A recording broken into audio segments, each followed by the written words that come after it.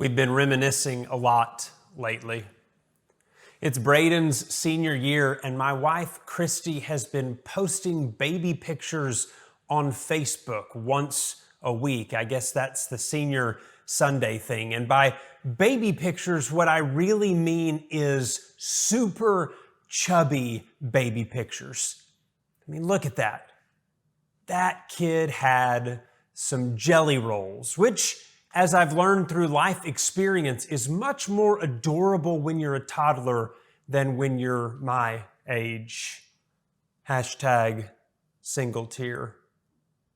Anyway, we've been reminiscing a lot lately, and one of the stories we recently told was about Braden's fear of car seats when he was about 2 years old. He could not stand being strapped into a car seat. Now, he liked car rides just fine. In fact, he was one of those kids that fell asleep pretty easily in the car, but he fought tooth and nail when it came to being buckled. We thought it would get better when he could do it himself. You know how important that is to a toddler, to do it all by myself. And getting into the car did become easier. He would jump right in, and he would snap those straps into the buckle with a smile, and then he would wait on our cheap affirmation because he did it like a big boy, and of course we would give it every single time. The getting into the car was a lot better. However, while he could buckle the seat with ease, his tiny 2-year-old hands weren't strong enough to unbuckle, which meant his paranoid hysteria would come rushing back the moment we turned onto our street. I mean, before we parked, before we turned off the ignition, before we even slowed the car as we neared the house, Braden would start yelling in a terrible panic, "Unbuckle! Unbuckle!" And really, it was more like, "Umboto! Umboto!" He didn't have great enunciation back then, but you get the point. And if there was the slightest delay, which there often was, picking up trash from the floorboard or having to carry something up to the porch, if we did anything else before we let him out of that seat, he would absolutely lose it. And that is not an overstatement. I mean lose it, as in he made himself sick to the point of throwing up multiple times. Lose it. Now, trust me, we never left him stuck in a car. This was not PTSD from poor parenting episode of some kind. Of course, there were moments we wanted to leave him stuck in a car, but we never actually did that. Still, at the end of every trip, he would scream and white knuckle it until that buckle was undone. He would reach those hands way out wide, start stretching his fingertips toward you, would stretch out his face. There would be sweat just pouring down his forehead. And while it was always a little bit sad, the poor kid nearly passed out every time we pulled into the driveway, it was also kind of endearing because he knew. He might have only been 2 years old, but he clearly understood something about himself and about his relationship with mom and dad. He was nothing without us. And that may sound silly, but it certainly wasn't to Braden. He couldn't do it on his own. He knew he needed us, a feeling of total dependence. And that's a phrase that I hope will make this quite serious to us as well, because as you might have imagined, that's going to serve as our hinge point, as our bridge from an introduction into holy text in Jonah chapter 2. Total dependence. And I said Jonah chapter 2, but really this part of the story begins with the very final verse from the first chapter when Jonah is swallowed by the big fish. He ran from God last week, hopped onto a boat, got caught into a storm, was thrown overboard into the raging sea. That's the Cliff Notes version, but I'm sure you know the rest since you're definitely reading along with this study. And then he's swallowed by a fish, and afterwards, chapter 2 unfolds, which is one of the most beautiful and honest prayers in all of the Bible.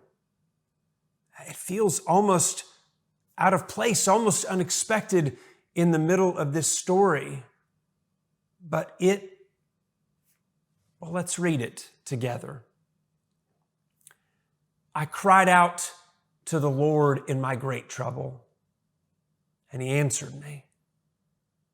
I called to you from the land of the dead, and Lord, you heard me. You threw me into the ocean depths, and I sank down into the heart of the sea. The mighty waters engulfed me, and I was buried beneath your wild and stormy waves. Then I said, "Oh Lord, you've driven me from your presence, yet I will once more look toward your holy temple."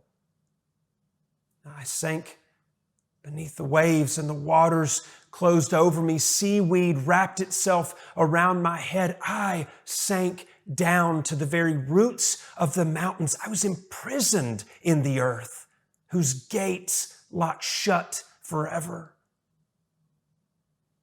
But you, O Lord, snatched me from the jaws of death. As my life was slipping away, I remembered the Lord, and my earnest prayer went out to you in your holy temple. Those who worship false gods turn their backs on all God's mercies, but I will offer sacrifices to you with songs of praise, and I will fulfill all my vows, for my salvation comes from the Lord alone.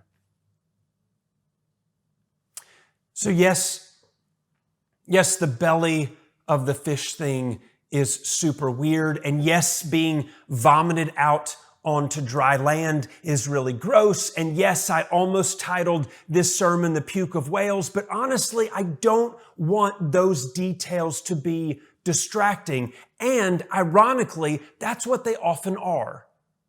Distracting details. We said it last week, but we're going to do it again. This story isn't about Jonah, and it certainly isn't about some great fish. It's about God. And as Jonah's eloquent prayer unfolds, we relearn a critical truth right alongside him. Which sounds a little similar to what my son knew at 2 years old. We are nothing without God. Jonah knew. He knew the only reason he was still alive was God. The only reason he was being heard from 20,000 leagues under the sea was God. The only reason he had hope, the only source of his salvation was God. His attitude will eventually feel a bit teenager in chapter 4, but this morning it is wonderfully childlike. Jonah could not do it on his own, and he knew it. He needed God. That feeling of total dependence, a feeling that's sometimes easiest to experience in the dark.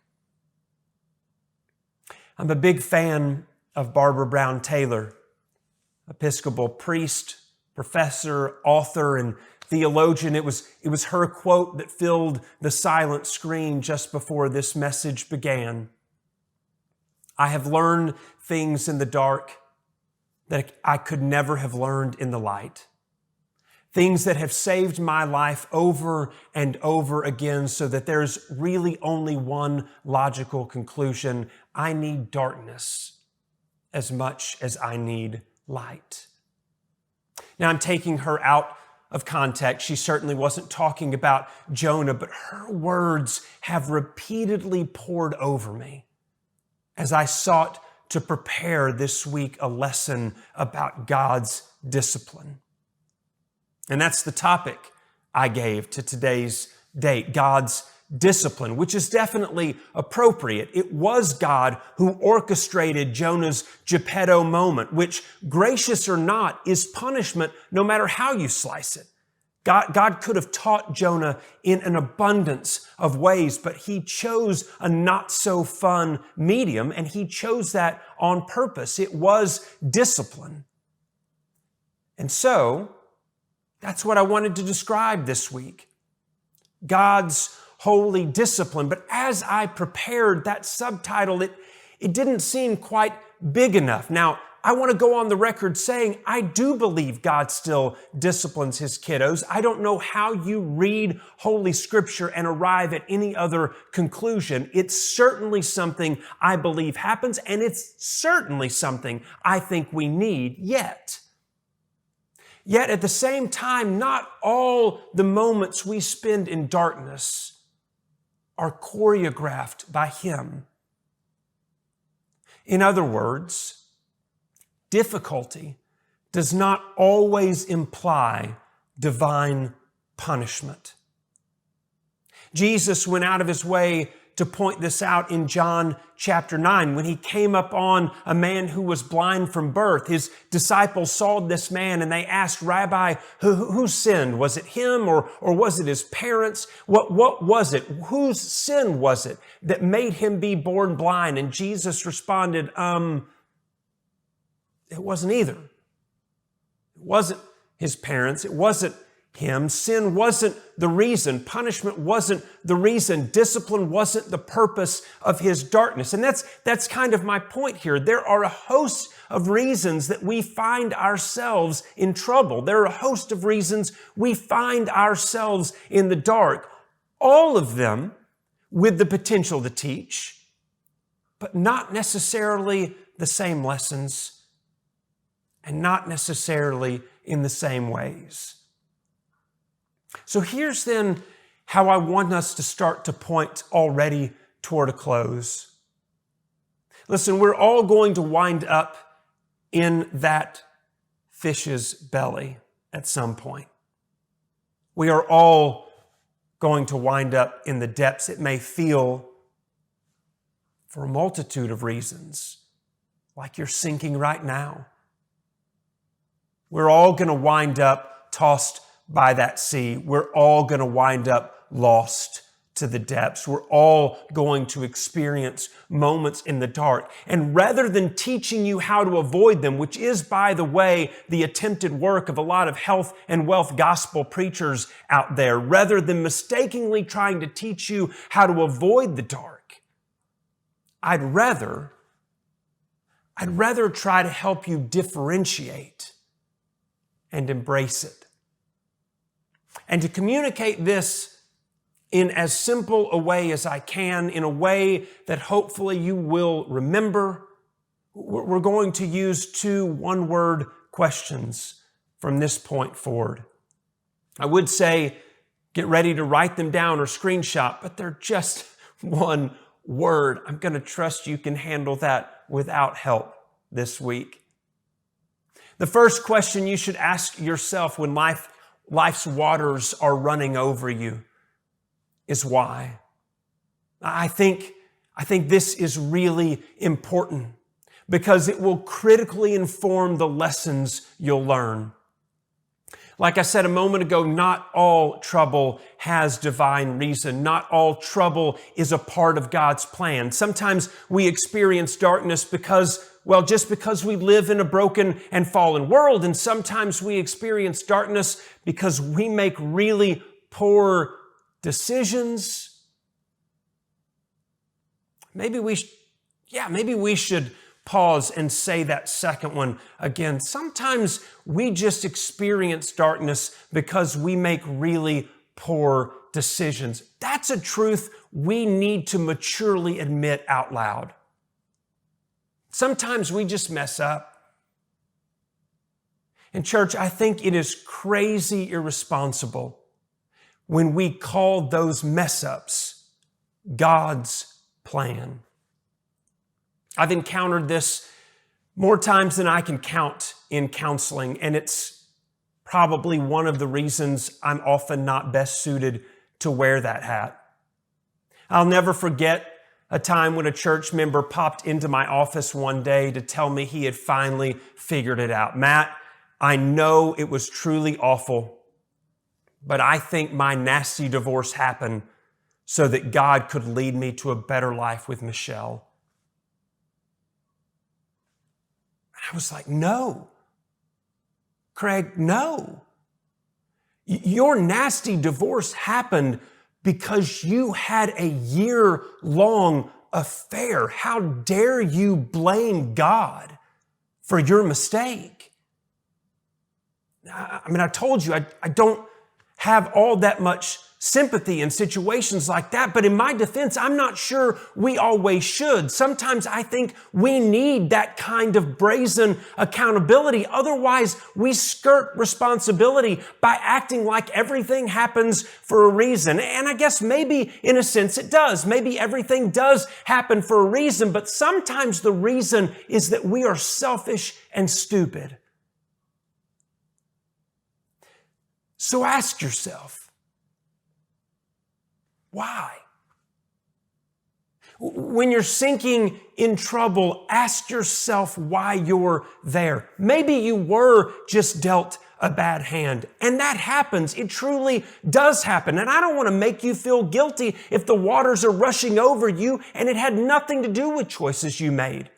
Instead, I want to pray peace for you, and I want to pray mercy for you. Sometimes we are just dealt a bad hand, but sometimes we're sinking in trouble, and it's our own fault. And that means there's something we need to learn, something God really needs to teach. You may be in the darkness, in fact, because that was the only way He could make you see His light, but you're only going to know that if you are honest enough to ask why. Yes, the water is pressing in around me, but how did I get here? Why? The second question is who? And this is the one I really want you to hear. No matter the source of your difficulty. In other words, while that first question is important, and I truly believe that, no matter how you answer it, no matter the source of your difficulty, whether it's divine punishment or just happenstance or some weird self-imposition where you just made all of the wrong decisions, no matter the cause of your problem, there is only one solution. We are nothing without God. I know we live in a pull ourselves up by our own bootstraps culture, but church, that is a ginormous facade because someone through His grace gave us those bootstraps. And we would do well to remember that. The only reason we are alive is God. The only reason we have hope, the only source of our salvation is God. And acknowledging that truth may just be the only thing that will actually get us where we need to go.